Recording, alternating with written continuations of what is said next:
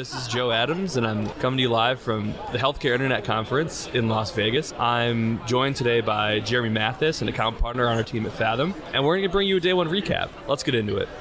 Jeremy, the keynote this morning, titled simply The Future of Healthcare. If there's one common theme in many industries, but especially in healthcare over the past 24 months, it's been that the pandemic has forced our hands and honestly put us in a position to take advantage of some distinct opportunities to maybe move faster than we would have otherwise. So my question for you, if the future of healthcare is faster approaching than we anticipated, where do we start?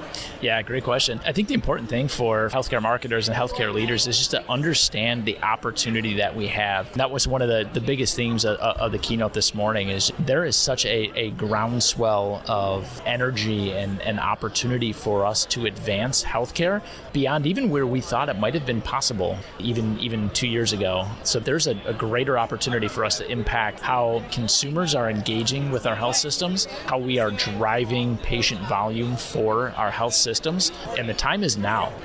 Something else that's come up in our conversations is just how much Pandora's been speaking. In fact, our own CEO, Steve Kessin, presented with Pandora and UCLA Health about some surprising results. Tell me your takeaway from the Pandora sessions. And it's one of those things that we've all heard as marketers, right? The changes in how people are consuming media due to the pandemic. And a key part of that has been streaming audio. Typically, you look at Pandora and other streaming audio and video as more of an awareness tactic, right? How do you get the message out to the most amount of people for an efficient cost?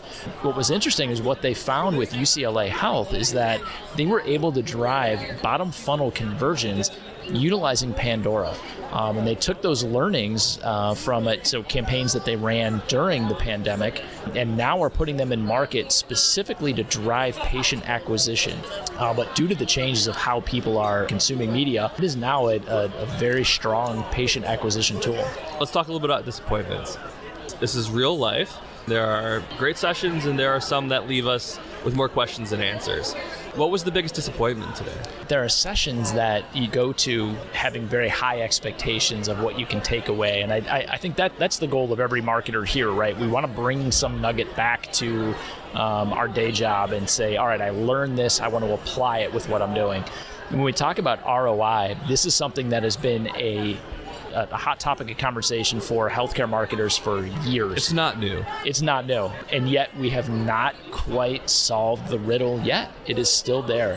There were a number of sessions today that focused on ROI. And again, I still feel because it's 2021, we're still talking about ROI. We have not solved it yet.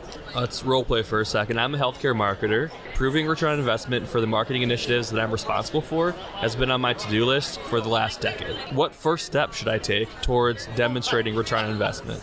The first step is to prioritize it. I think the issue that a lot of us as healthcare marketers face is there's a lot on our plate, right? Especially as we look over the last 18 months with the pandemic. There's been a lot of pressure put on, obviously frontline healthcare workers, also healthcare marketers as well. We had to be real agile with what we were doing, what messaging we were putting in market.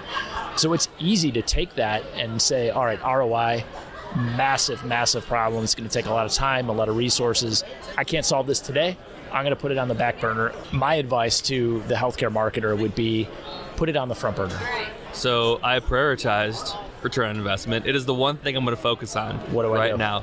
How do you eat an elephant? One bite at a time. First thing is data. You need to figure out where these pockets of data lie within your organization.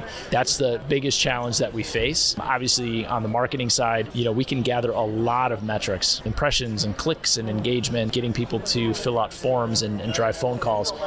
What happens beyond that is oftentimes a black box.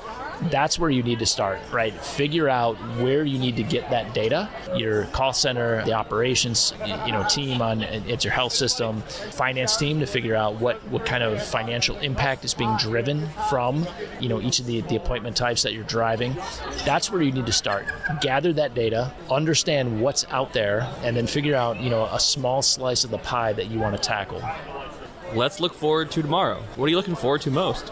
I'd be remiss if I didn't, tout the session that I'm speaking at tomorrow. Really, really excited to present with one of our partners at Houston Methodist. We are going to be sharing how they selected the right agency partner, and really more importantly, how do we move forward? We want to make sure that we hit the ground running. So I'm looking forward to that conversation with Jeff Duncan tomorrow. Thanks, Jeremy. That's all the time we have.